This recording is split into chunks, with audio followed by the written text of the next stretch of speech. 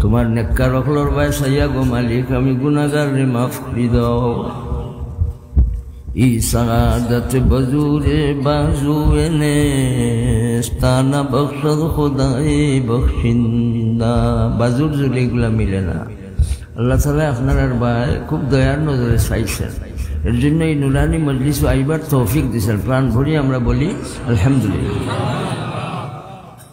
আমরা খুব ভালো করে জানি বাদামর বিষ যদি বাদার লগে লাগাই থাকে বাদার ভিতরে বেশি আছে বাজার দাম বিষর দাম ওজন এক দামে বিক্রি হয় কোন সময় হয় যে আপনারা বিজ্ঞ মানুষ হলে কিতা কইবা যখন নাকি বেশিটা বাদাটা দুইটা একসাথে থাকে বাজারে আলগা করে লইলে কেউ কিনিয়া নেয় না বিষর দামে বিকে বাদা কোন সময় যখন বেশিটার লগে কি থাকে বাদা থাকে ঠিক এইভাবে আমি গুনাহগার যদি মনে করি আল্লাহর মায়ার বন্দার লগে বই গেলাম আল্লাহ এর তুফাইলে লগে থাকার কারণে গো মালিক আমারও চান দরজা তুমি দান করো ভাই আল্লাহ তাআলার দরবারও কোনো কমি আছে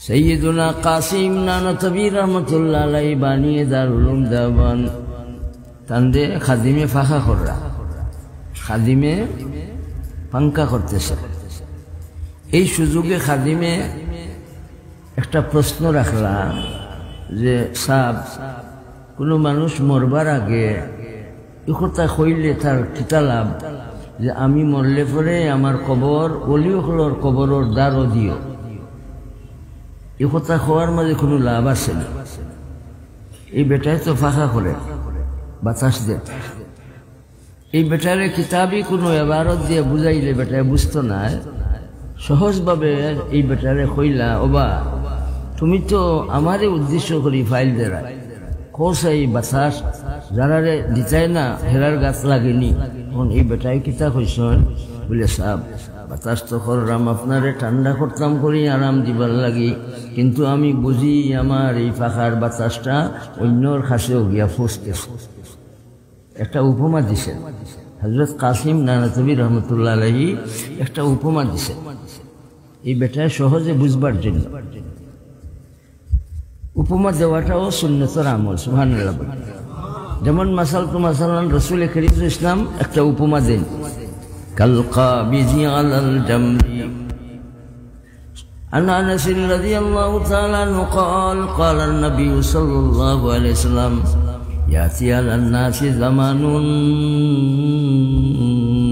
الصابر فيهم على دينه كالقابض على الجمر এই রওয়ায়াতে রাওয়াহু তিরমিজি এই রওয়ায়াতের মধ্যে একটা উপমা দিয়েছেন আচ্ছা বলেন তো দেখি উপমা কেন দিলেন সহজে বুঝার জন্য সুবহানাল্লাহ বলে দয়ার নবীজি সাল্লাল্লাহু আলাইহি ওয়াসাল্লামের কথার মাঝে উপমা দেওয়ার আমল আছে এর জন্য কোনো বয়ানের মাঝে কোনো কথার মাঝে উপমা আইলে এটাও বলেন সুন্নতের আমল সুবহানাল্লাহ বলে এখানে উপমা দিয়েছেন একটা জ্বলন্ত একটা অগ্নিযুক্ত আংরার সাথে অগ্নিযুক্ত আংরা পাগলেও বুঝে হাত দেয় না ছোট বাচ্চায় তো ডরায় জ্বালাই দিব মাইগ্য এটা ধরতাম না বাচ্চা মাইগ্য হয়েছে আমরা মাইগ্য হইতাম না সবসময় আল্লাহর নাম লইব ভাই বলেন ইনশাআল্লাহ বাচ্চা বুঝে না দেখি মাইগ্য হয়েছে বাচ্চার কথা আমি উচ্চারণ করছি এটা আমার কথা না কাল কাবিজি আলাল জামরি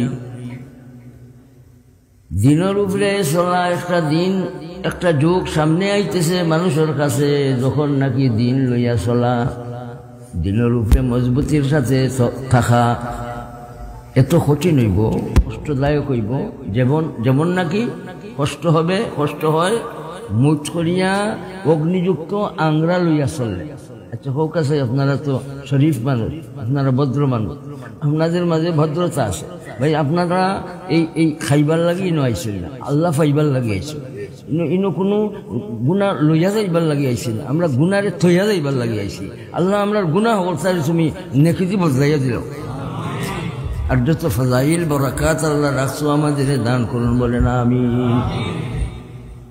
উপমা দিচ্ছেন কের সাথে? জনাব রসুল করিম সাল্লাল্লাহু আলাইহি ওয়াসাল্লাম, দয়াল নবীজি সাল্লাল্লাহু আলাইহি ওয়াসাল্লাম। এই রসুল করিম সাল্লাল্লাহু আলাইহি ওয়াসাল্লামের মতো দয়াবান জি মখলুকাতের মাঝে বলেন আর কেউ? সুবহানাল্লাহ বলে। লফজ বেবস অবর জবাঁ है माजूर, लफ्ज़ बेबस और ज़बां है माजूर, मुझसे जिक्र रसूल क्या होगा। ना किनारा है जिस समंदर का, वो समंदर और क्या होगा। प्राण बोलिया बोलें बलागल मौला बिकमालिही, कशफत दुजा बिजमालिही, हसनत जमीउ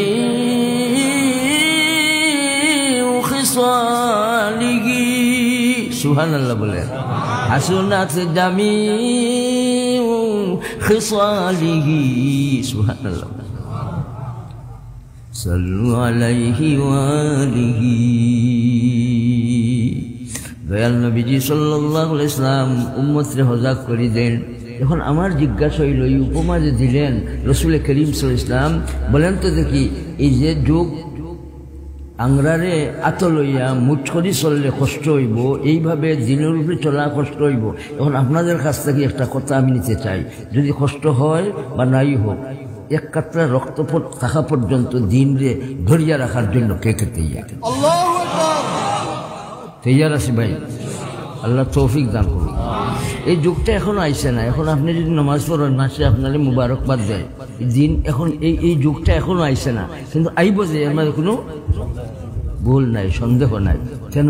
as-সাদিক ওয়াল মাসদুকুল ফরমান। জুড়ে বলি সুবহানাল্লাহ। জনাব রাসূল করিম সাল্লাল্লাহু আলাইহি ওয়াসাল্লাম আরেকটা উপমা দেন, ইন্না মিনাশ শাজারাতিশ শাজারা লা ইয়াসকুতু বারকুহা ওয়া ইন্নাহা মাসালুল মুসলিম হাদিসুনি মা হিয়া। সহজে বুঝবার জন্য সাথে সামনে সাহাবায়ে কেরাম যারা আসলা, তারা কইলা আচ্ছা খোসায় একটা গাছ আছে যে গাছর ফাতা ধরে না, বরক সাফ হয়েছিল না। খেজুরের গাছের ডালরে সাফ কয়, বরক কয় না। কিন্তু রসুল করিম সাল্লাল্লাহু আলাইহি ওয়াসাল্লাম কইছেন ইন্না মিনাশ শাজারাতি লা ইয়াসকুতু বারাকুহা, সাফুন হয়েছিল না, বরক ফাতা ধরে না। খোসা এটা কোন গাছ, কোন গাছের ফাতা ধরে না? সাহাবায়ে কেরামে বিভিন্ন গাছের দিকে চাইলা, আর এর বাদে কইলা আপনার জবানটা কি আমরা শুনতাম চাই, হাদিস না ইয়া রাসূলুল্লাহ। ক্বালা রাসূলুল্লাহ সাল্লাল্লাহু আলাইহি ওয়াসাল্লাম হিয়া আন-নাখলা। রাসূল কারীম সাল্লাল্লাহু আলাইহি ওয়াসাল্লাম ফরমাইলা এটা হইল খেজুরের গাছ। সুবহানাল্লাহ।